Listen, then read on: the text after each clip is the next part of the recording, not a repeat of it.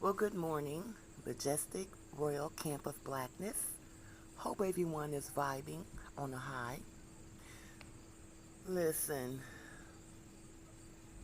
we cannot win a war by complaining. We cannot win a war by sitting back. We cannot win a war by saying they have all the resources. We have to fight. We have to fight. Some kind of way, we're going to have to figure out how to rise up. Because really, this is to the point of ridiculousness the way that we handle racial adversities. We're not fighting. We're not fighting. We're getting the police called on us. We're not fighting. We're getting shot down. We're not fighting. And that's something else I want to talk about. Why, in any of these cities or states, are the police or the civilians still walking around? We don't fight. Nobody who kills a black person for no reason should be enjoying life. We don't fight. We don't stand up. We'll complain. We'll say, well, what can we do? The white man has all the resources. You take what you want. You take what you want. They took what they wanted. They didn't sit back and say, oh, what are we going to do? The black folks have all the land. They took what they wanted. They wanted power. They wanted control. And they wanted the resources. They took them. They didn't make excuses. They didn't sit back and watch themselves just get murdered and slaughtered and complain. They took what they wanted. The land, the resources, and the people. Meanwhile, what do we do as black people? Complain. Make excuses. While we see one another get shot down and slaughtered in the streets. We haven't got reparations. We haven't got any land. We're locked out of everything and we know it and we complain. When has complaining ever won a war? When is making excuses ever won a war? You sell out when you complain. You don't necessarily have to be a coon, a bad monkey, or a bad mammy, a turncoat, a Uncle Tom, or a Sambo to sell out. Complaining and making excuses is selling out. Rising, fighting. That's what gets you somewhere. That's what gets attention. That's what gets you respect. Coming up with viable plans is what gets you where you need to be. They planned. When they wanted the land, they made a plan. A viable plan, and it worked. Colin Kaepernick. The big news. The Nike deal. What does that mean for black people? What does that mean for us? Does that mean now that Colin Kaepernick is the face of Nike for the 30th anniversary that we're supposed to go and support Nike? Are we supposed to run out there and buy Nike gear? No, we're not. We see it's a ploy, okay, to get our money. There's so many ways we can fight. 1.3 trillion in the economy annually. That's a good start. But we won't fight. We won't boycott. We won't come together. Enemies amongst each other. Division amongst each other. So what are we doing? We're happy that Colin Kaepernick got the deal? Are we? What does that do for the black community collectively? We know what it's doing for Colin, but what is it doing for us? Besides trying to entice us to go out and spend even more money. That's not enticing us to save the money and put it in a collective pot. We say we want to separate. There's vacant cities all over the United States. How come we're not putting our money together to purchase a couple of them? Since we say we want to separate. I've heard, where do we go? There's vacant cities. We can purchase them. That's where we can go. What are we doing? What plan do we have? What direction are we going into? We're just a bunch of discombobulated people with complaints, with no direction, enemies inside of our own race, bed mammies, bed monkeys, turncoats, coons, Uncle Toms. And you take away those who are not none of them, which is us. And what is us doing? Where's our direction? Even in South Africa, they have Julius Malema in the EFF. They're not saying, oh, the white people have all the resources. What did Julius Malema say? He said, oh, I know United States is going to come after us. I know Europe is going to come after us. I know France. What did he say? Let them come. Let them come. We may have to shed blood. We may have to die. But we're dead anyway. Anytime you're living in a state of oppression, stress, fear, and you really can't be who you are, you're dead anyway. So what are we afraid of? South Africa, they're doing it, and they know the consequences, and they're taking what they want. Expropriation of land with no compensation. It's our land, you stole it, we want it back, and we're taking it, and we're not paying you a dime for stealing our land. And they're oppressed. They're going through a lot over there. But you know what? They're rising. They're taking. They're making demands. They're not backing down. They're not sitting around complaining. They have a direction. And us over here, what are we doing? What are we doing?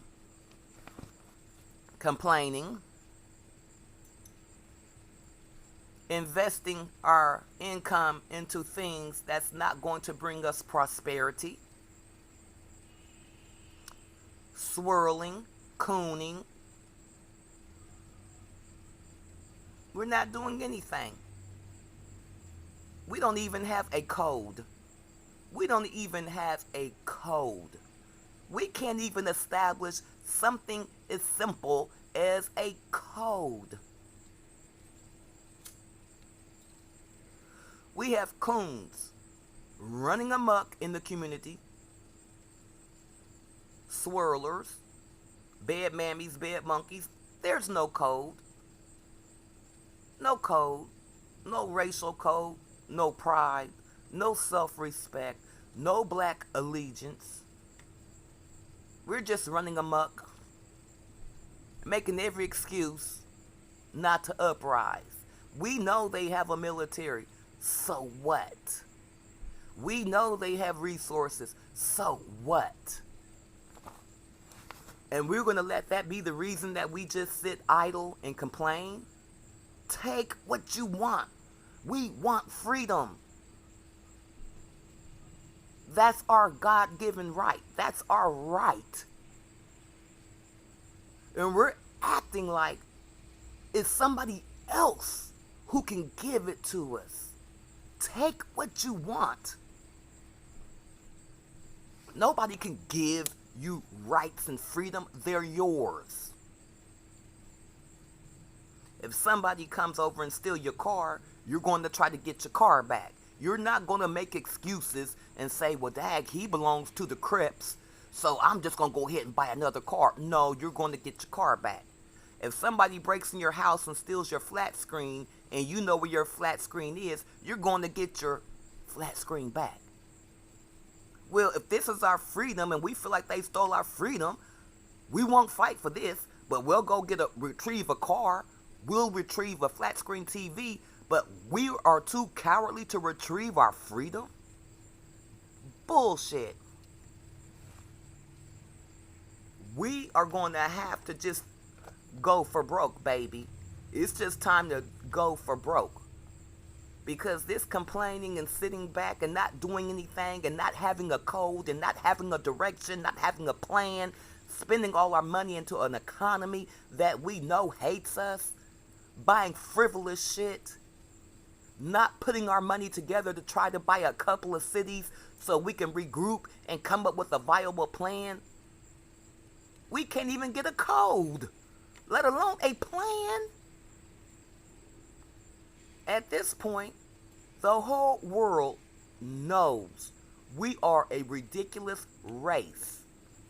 A cowardly, afraid, weak, fragile, discombobulated race that can't even establish a code.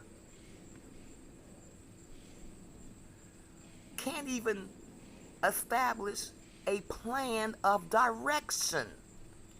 We have no agenda. We see we have no friends. So at least we need a plan and an agenda, at least. If nothing else. If nothing else.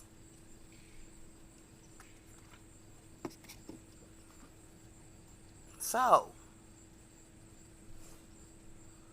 what are we doing? What are we going to do? What do you want to do? Because what I want to do is just go for broke. Anytime we have to live in oppression, subjugation, being locked out of every opportunity, having the police called on us just for walking down the street, being shot and killed unarmed for no reason, fathers not in the home, mothers have no direction, children growing up just as discombobulated as us adults, and yet we see all this and there's no plan. We don't have an escape plan. We don't have, what are we doing? Everything in our life, we're depending on someone else for our water, our food, our clothing, our housing, our transportation, our medical. If they was to take all this away from us right now, what's the plan? We're living under the assumption that all this that we have will always be there. They hate us. We see our blood spilled daily, and we don't have a plan.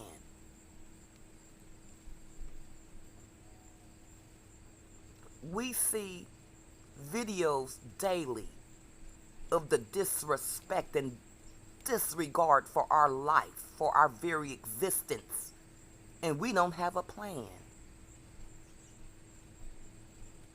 We see coons every day cooning out, and we don't have a plan. What are we doing? Do we want freedom, or do we want to just stay where we are? Because it's going to come a time, which I think the time has been came, where we should just go for broke. What do we have to lose? You already a walking dead person. You have no freedom. You can't even walk down the street without the police rolling up on you, shooting you. You can't smoke a cigarette without somebody calling the police on you. You can't sit in the restaurant without them calling you nigger or denying your service. You can't take your child to school without them messing with your children. We're dead. What are we waiting for? Just because you breathing don't mean that you're alive. If you're mentally stressed, emotionally stressed, because you know what's outside of the door when you walk out there. You know it could be you at any given moment. It could be me. It could be one of your family members. That's stressful. You call that living? I say take them to the mat. What do we have to lose? A fucking house? A car? A job that we don't own the company to? Some fucking bills that we're made to pay just to survive? What do you have to lose? They stripping away your dignity. They're trying to take your humanity away. They're trying to take away your self-respect. They're trying to make men effeminate. They're trying to give women all the power. And we see this. What do we have to lose, people? What? Somebody comment on what we have to lose. Don't say your life because you don't have one. Because you can walk around, you think that's a life? You can walk around and get shot. What kind of life is that? You can walk around and get the police called on you. What kind of life is that? You can go to the supermarket and buy some chemicals to cook tonight. What kind of life? Man, what are we doing? What are we doing? What do you want to do? I tell you what I want to do, and I'm a woman. I'm a female. At this point, baby, we have nothing to lose but blood. Blood. Not your life. They have a life. They have the power, the wealth, the influence. They have a lockdown on everything globally. They have a life. We are in existence. And we seem to be mighty comfortable in this existence. Because when you mention fighting back, the first thing they come to tell me, well, sister, you know, they got the army. They got the weapons. They took what they wanted. They didn't sit around and say the Africans got the spears, the Africans got the elephants, the Africans got the land. No, they didn't make excuses. They seen what they wanted and they took it. What's our excuse?